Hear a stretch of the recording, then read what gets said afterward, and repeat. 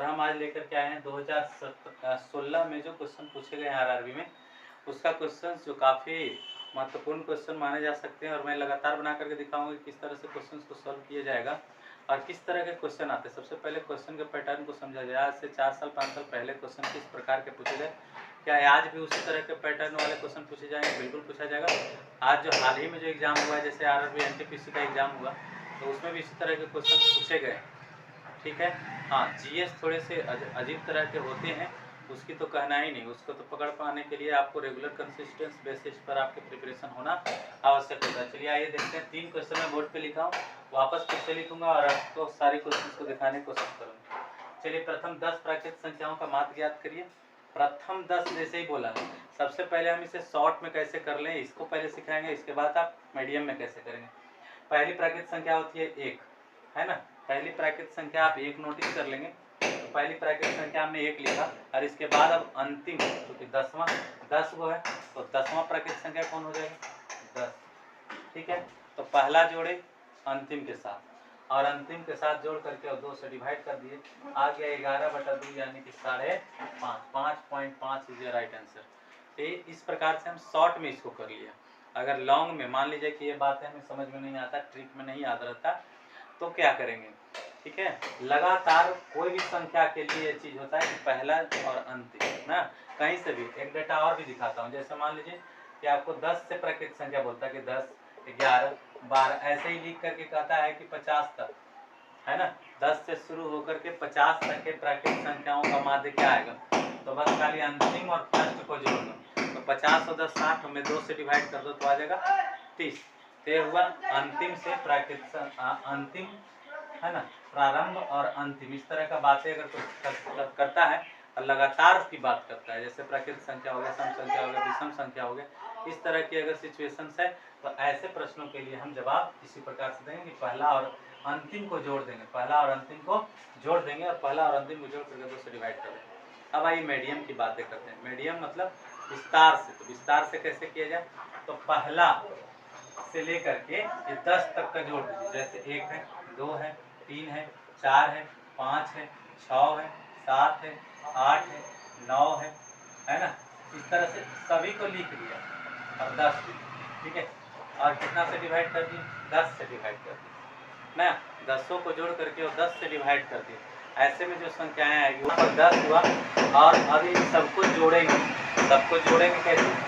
1 2 हो गया 3 3 हो गया 6 6 4 हो गया 10 10 5 हो गया 15 15 और 6 हो गया 21 21 और 7 28 28 और 8 को लेंगे तो 36 हो जाएगा और 36 के बाद 9 लेंगे 45 हो जाएगा और 10 लेंगे तो 55 हो जाएगा। तो 55 बाई कितना? 10। ठीक है। अब इसके बाद जब आप डिवाइड करोगे तो फिर से वापस वही 5.5 आएगा। पिछला में भी 5.5 आया था, इसमें भी 5.5 आया, है ना। पहला हम क्या किए थे कि प्रथम संख्या को ले लिए थे और अंतिम संख्या को ले लिए थे। तो प्रथम संख्या 1 था और अंतिम संख्या कितनी थी? 10 थी। और डिवाइड कितना से किए? 2 से केवल, क्योंकि 2 ही डाटा लेते हैं ना, पहला लेते हैं और अंतिम लेते हैं। और 2 से डिवाइड कर देते हैं तो 11/2 यानी कि 5.5 आंसर आ जाता है। तो ऐसे भी कर सकते हैं, ऐसे भी कर सकते हैं। जिन्हें इतना समझ नहीं है तो वैसे लोग ऐसे ही करेंगे। अब नेक्स्ट हमारा होता है ये चीज़ें कि माध्यिका ज्ञात करो। तो इसके लिए हम सबसे पहले क्या करेंगे कि इसको असेंडिंग ऑर्डर में लिखेंगे। डाटा को इस क्रम में नहीं छोड़ेंगे, डाटा को पहले असेंडिंग ऑर्डर में लिखेंगे। तो परीक्षाओं में हम इसको असेंडिंग ऑर्डर में लिखने नहीं जाएंगे। इसको हम करेंगे क्या, ऐसे भी तो हमको दिख ही रहा है कि क्या है ना। प्लस में हमें गिन लेंगे कि क्या है, 3 गए 4 5 6 7 8 9 10, टोटल डाटा की संख्या 10 है। ठीक है। तो 10 में 2 से भाग दे दो 5, यानी 5वां संख्या और 6वां संख्या जितना आएगा ना उसमें 5वां और फिर 6वां। तो आइए सबसे पहले हमारे पास ये 1 1 2 2 के बाद फिर ये हमारा हो जाएगा 3 3 के बाद हमारा 4 4 के बाद एक 5वां कौन हो जाएगा? 5, ये हो जाएगा। 5वां नंबर हमारा 7 आया। ठीक है। तो एक 7 को नोटिस कर लिए। अब 7 के बाद वाला तुरंत डाटा कौन आ रहा है? तो 7 के बाद 8 तो है नहीं, तो 9 है, बस 9। ठीक है। 5वां और 6ठा जोड़ दिए और बट्टा कर देंगे 2, 9 7 हुआ 16, 16/2 दैट मीन्स 8। 8 इज योर माध्यिका, माध्यिका इज राइट आंसर। ठीक है।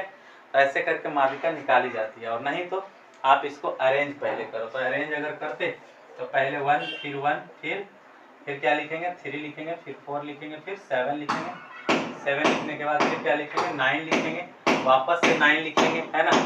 9 लिखने के बाद फिर क्या लिखेंगे, 9 9 2 हो गया, 3 को 9 लिखा हुआ, 3 को 9 लिखा। अब सोच लीजिए ना, बाकी सारी चीज़ों को लिख दीजिए, जो भी और है सबको लिख देंगे।